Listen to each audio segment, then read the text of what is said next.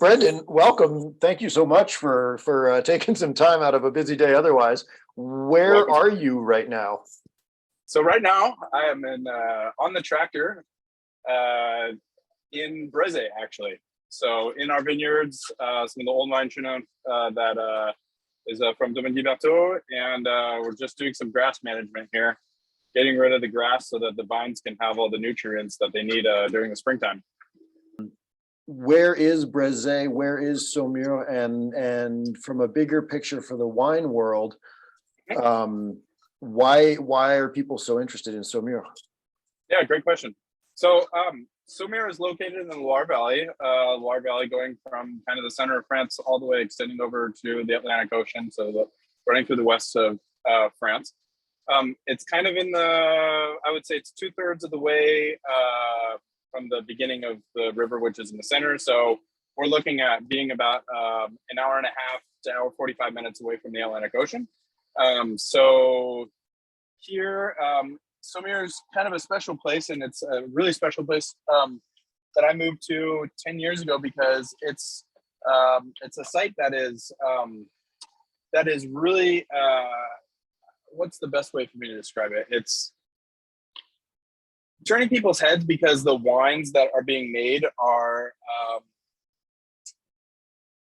full of a lot of purity, and we have a certain there's a certain complexity to the terroirs that we have here that are not that we do not find in other parts of the Loire Valley, and a certain different diversity of limestone under the topsoil that we do not have necessarily in other areas.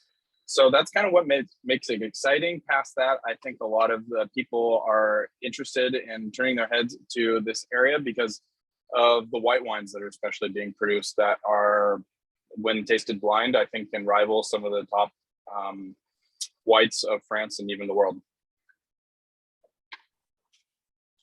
How does Chenin Blanc from Saumur compare to other spots in the Loire? How does it compare to Vouvray, for example?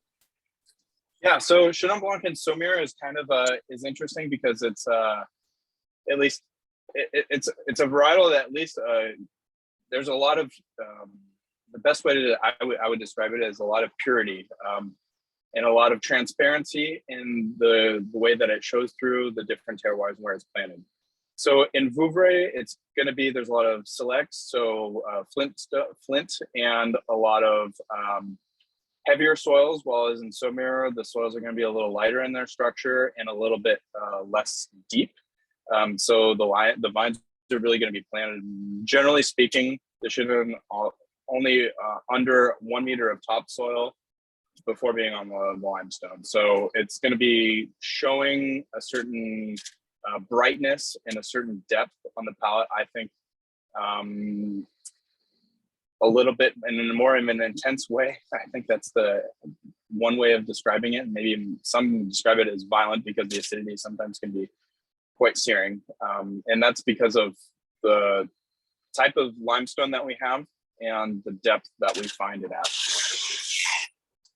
Do you ever see in Saumur anything that is off dry for Chenin?